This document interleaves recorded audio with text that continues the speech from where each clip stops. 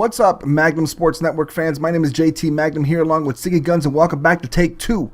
We're going to talk about Game 3 of the NBA Finals, dominated for 3 quarters by the Cleveland Cavaliers, and then Golden State made a valiant effort at the end, but fell short again. So, Siggy, let's talk about this because, man, Cleveland, LeBron James, first of all, averaging 41 points, 12 rebounds, and 8 assists so far through these first 3 games. True MVP-like right now performance, probably one of the most crazy performances in NBA history, and it's just crazy. What do you think, Siggy? It's awesome, and the funny thing is Cleveland is doing all this with still nobody really stepping up as another scorer. I think that second highest scorer was Dellavedova. Yeah, and he's not supposed to be the second option. So J.R. Smith and Jumper were supposed to be these 2 and 3 guys while Kyrie Irving is gone, and they've just been getting it from everybody. Everybody's contributing, and I mean Cleveland is looking real good. I'm not going to sit here and say that they're fantastic, but it is comforting knowing if I'm Cleveland that they're doing all this without really a second option scorer. Yeah, they've had to need certain players step up, and Dellavedova stepped up yesterday. And it's just crazy to see Cleveland winning these games. I mean, I understand how they're winning. I get the philosophy, what they're doing. How long it can hold up, I don't know. Can they get this next game maybe tomorrow and see what happens? But Golden State right now is just cold. They're shooting horrible until the fourth quarter. It just seems like fourth quarter they heated up all of a sudden. They started to get into their rhythm finally, but it was just too late.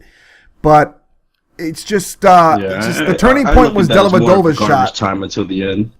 Yeah, the turning point was Dellavedova's shot, that big one when it was 81-80. He drove to the lane. Curry was holding him, and then he fouls him, and then Dellavedova just puts up this wild shot that goes in, and he had a 3-point play, and that pretty much turned the complete game around. And then LeBron hit a 3, and it was over after that. Golden State kept hitting threes to try to bring it closer, but it just pretty much was over after LeBron was just sinking free throw after free throw. But it just seems like it's a combination of Cleveland just making some just timely shots and Golden State just missing those jumpers. They're settling too many. They're taking too many threes. I know they're a good shooting team. I get it. We get it. But they just seem to be driving the lane, and just when they think they can either shoot a shot or maybe get fouled or maybe try to draw a foul, instead they kick it out for 3-pointers and they're missing them. So this is what we haven't seen from Golden State all year. I told you that this is like the Atlanta Hawks. I told you that if they get cold, that this team is, the Cleveland Cavaliers have already played a team like this, the Atlanta Hawks. And they're, like I said yesterday also, they're going to let Steph Curry struggle and have everybody else try to beat them because they know that he's the engine for the Golden State Warriors. And the only reason why they started making a comeback at the end is Curry finally started hitting his shots. So as long as their game plan is make sure he doesn't take, 12, 15 shots a half. Limit him to 6, 7, and hope that he misses 2 or 3 of them like he was doing so far. You have a good chance of winning at the end of the game. So they're going to be their game plan, and obviously they're going to have to try to do is they've been doing good screens for Clay getting open looks. They're going to have to do it in reverse, I think, for Game 3. They're going to have Steph Curry be the one that gets open on the screens. So I think it's a matter to do that as a game plan. I think it's a matter of them going inside. They're stopping. They're not going inside, and they're not taking advantage of the mismatches. What's happening is Cleveland's defending Curry and the outside shooters. Say that too. They're going to bring David Lee off the bench. David Lee is going to have to play more. I mean, Izili and Harrison Barnes is playing absolutely horrible. First of all, that's another guy. He's playing horrible. He can't shoot to save his life, and he keeps shooting. Yep. I'm asking myself, why is he even shooting? But the thing right now with them, Cleveland's playing the outside, meaning they're challenging every outside shot, and Golden State is not taking advantage of the mismatches. I've seen where Tristan Thompson, jumps out to run to try to block threes or whatever, and basically ends up defending Curry. Now Dellavedova's underneath with a Draymond Green or with a Bogut or trying to defend guys like that. They're not giving those guys the ball, and they're not taking advantage of having a little guy defending them on the switches.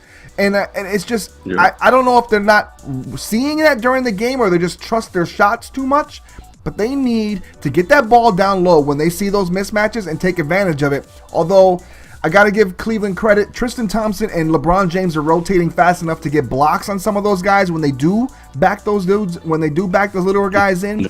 So it's just a mixture of Cleveland playing great defense, Golden State not playing their offense that they're used to, maybe just panicking and the fact that Cleveland's just harassing them a lot. I'm not sure, but Golden State needs to make these adjustments or they're gonna lose a series. And it's funny because they are the better team, in my opinion. They're the better team as a whole, you know, given what Cleveland has right now playing on the floor. They're the better team because the roster is gutted for Cleveland. But I told you, if Kyrie Irving was healthy, it would surprise me if they swept this whole series. And obviously they lost game one with Kyrie, but this was a team that was built to beat this kind of team, Cleveland. But now with Kyrie hurt, that's what gives Golden State the edge, in my opinion. But still, if they're not going to take advantage or not making their shots either, Cleveland, it's a wide open series right now. It could go either way. But one thing I do know for a fact, it's definitely going to go at least 6 minimum. And who knows who can win the game? It could be Golden State in 6 or 7. Sorry, I guess they have to go, 6 or 7.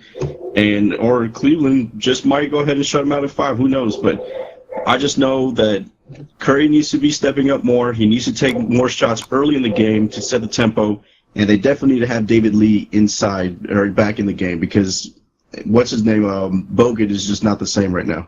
Yeah, definitely. So let us know what you guys think in the comment section. Let us know how you think the series is going. Let us know how you think Curry's play is and LeBron's and Harrison Barnes, who I think is stinking up the joint. That is one of the major factors I think Golden State is losing this series, is guys like that not stepping up. And let us know what you think in the comment section. Who you think is going to win this series now that Cleveland's up 2-1? Who you think is going to win the next game? And how you think it's going to play out? All right. So for JT Magnum and Siggy Guns, take 2. We're out. Peace.